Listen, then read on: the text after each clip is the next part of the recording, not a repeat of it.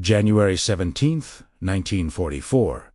The morning sun barely pierced the dense, humid jungle of a small Pacific island. Thick vines dripped with dew, and the heavy scent of salt and decay hung in the air. Somewhere ahead, a squad of American soldiers crawled through mud and shattered underbrush, their boots sinking into the crimson-stained earth. The sharp crack of rifle fire echoed like a drumbeat, punctuated by the distant roar of artillery. Amid the chaos, medics moved relentlessly between the living and the dying. They carried stretchers, heavier than their own resolve, bandaging limbs shredded by bullets or shrapnel, their hands shaking from both fear and exhaustion. Japanese officers perched on ridges above laughed, voices cutting through the gunfire, mocking the medics' efforts as futile, their cruelty deliberate. Yet the wounded did not retreat. One by one, they gritted their teeth, shouldered their rifles, and staggered back toward the lines, each step a defiance against both injury and ridicule. This was more than a battle for land. It was a test of endurance, courage, and the limits of the human spirit, a brutal lesson in what it meant to survive under fire. The jungle held its breath, waiting for what would come next.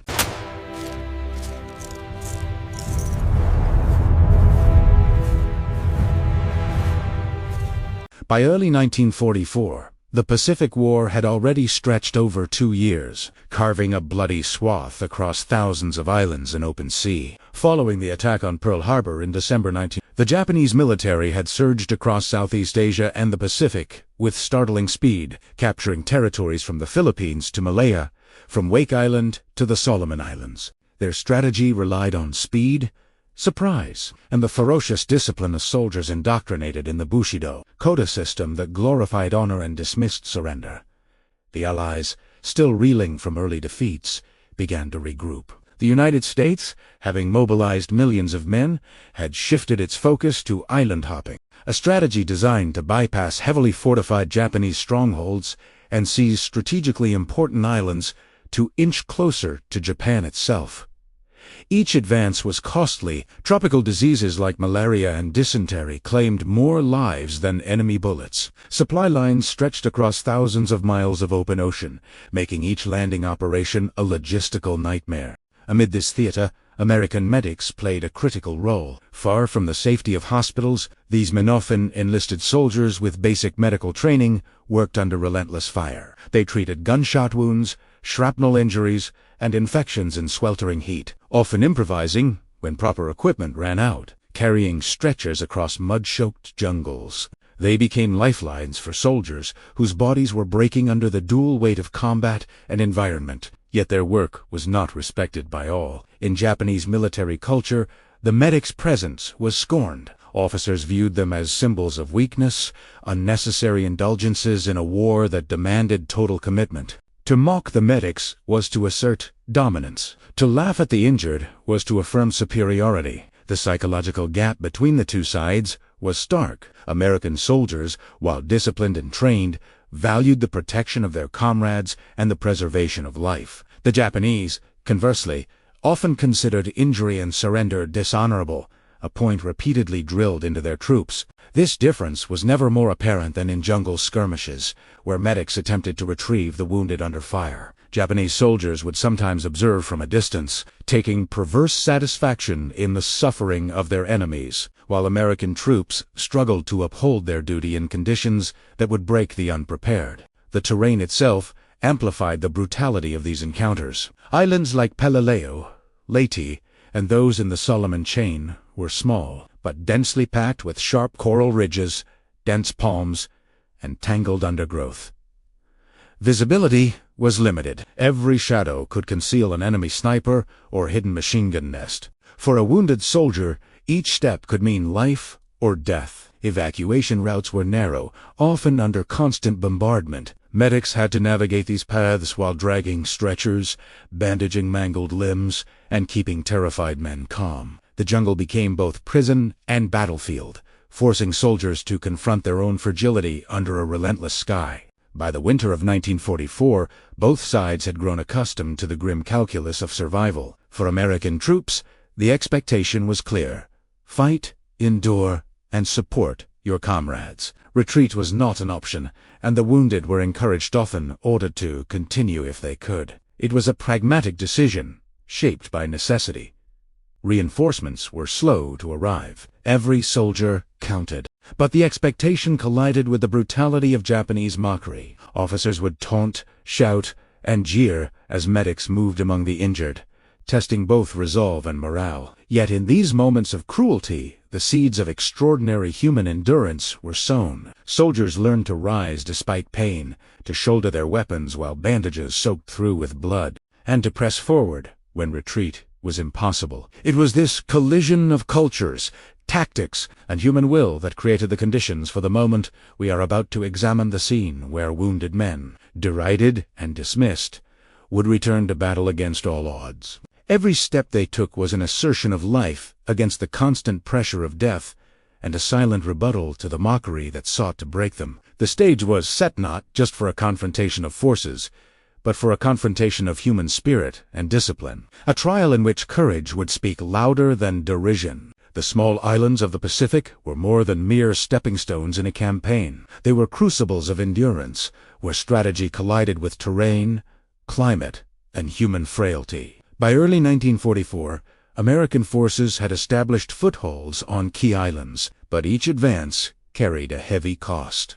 Units such as the 1st Marine Division, seasoned by Guadalcanal, and the 81st Infantry Wildcat Division, trained in jungle warfare, were deployed to face entrenched Japanese positions that often seemed impregnable. The soldiers knew that death could strike anywhere, under a palm tree, in a foxhole, or even while taking cover from artillery shells. Medics, usually privates or corporals, carried the heaviest burden in this environment. Unlike frontline combatants, they were tasked with preserving life amidst chaos. Yet the tools at their disposal were rudimentary stretcher boards that splintered easily, bandages that ran out after a few wounds, and morphine that had to be rationed carefully.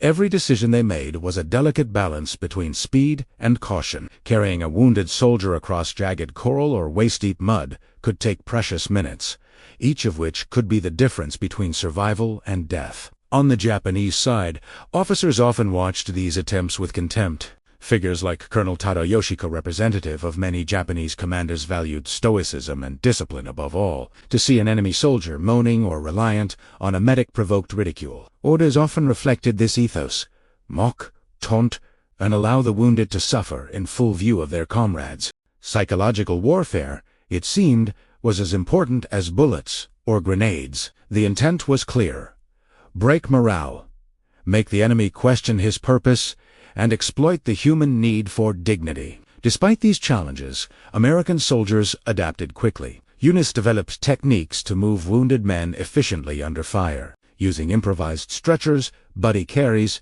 and short rotations of medical teams. Officers encouraged men to keep fighting if they could, and medics became more than healers day, became symbols of hope, determination, and resilience. The culture of mutual reliance was ingrained. A soldier might shield a medic with his body, while a medic insisted on pulling him back towards safety. Each act of courage, small or large, reinforced the fragile cohesion that could mean survival or annihilation. The topography amplified the stakes. Coral ridges slashed through the jungle, creating natural choke points. Thick undergrowth blocked lines of sight, while hidden caves and foxholes allowed Japanese defenders to ambush advancing troops. Under these conditions, the very act of walking or crawling became perilous. Wounded soldiers, with torn uniforms and bloodied faces, were forced to navigate this maze while carrying rifles or supporting their comrades. Every step was an act of defiance, every breath a fight against both injury and expectation. In some engagements, medics were forced to make impossible choices. Should they attempt to save a soldier under heavy fire, risking their own lives, or retreat to preserve the capacity to save others? Historical reports from the Pacific campaigns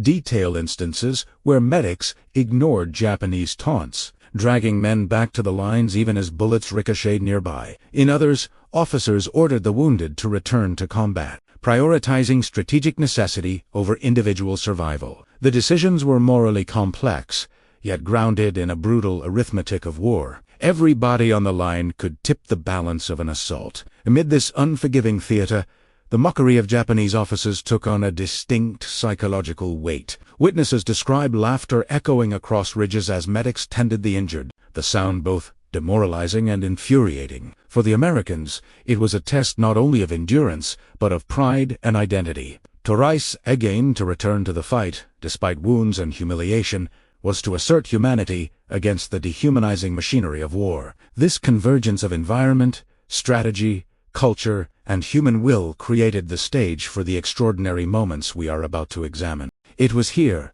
in the thick mud, beneath the scorching sun, and under the watchful, mocking eyes of enemy officers, that wounded men would defy expectation, carrying not only their rifles, but the very essence of courage back into battle. Fear lived in every breath. Pain lived in every movement, yet survival demanded action. Soldiers shot through limbs, dragged themselves forward because stopping felt worse than continuing. Medics became emotional anchors, offering calm words while chaos raged. Every man mattered. Wounded riflemen filled gaps, provided suppressive fire, and prevented flanking maneuvers. Commanders treated wounded presence as a tactical resource, not a liability. Improvisation replaced equipment. Tree branches became splints. Belts became tourniquets. Morphine bought it sometimes.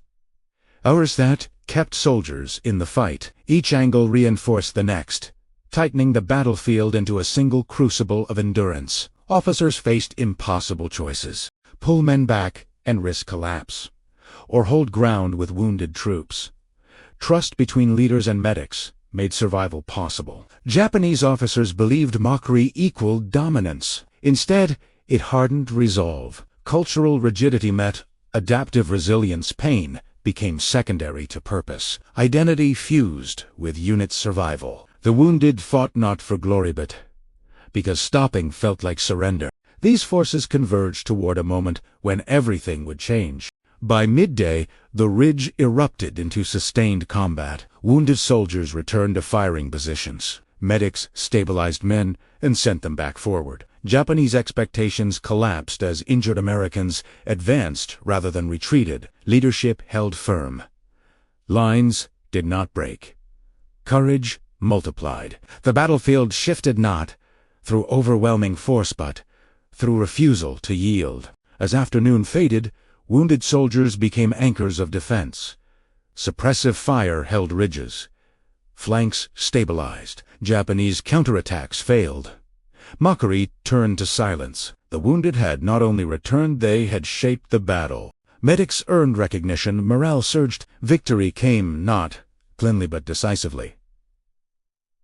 Long-term effects reshaped doctrine. Survivors carried pride and trauma in equal measure. War is often measured in territory and numbers, but its true measure lies in moments when people refuse to break. On that ridge, wounded men stood again not because they were unafraid, but because they chose endurance over collapse. Medics did more than heal bodies. They preserved will. Mockery failed. Humanity endured. And in that endurance lies one of war's quiet truths. Sometimes the wounded decide the battle.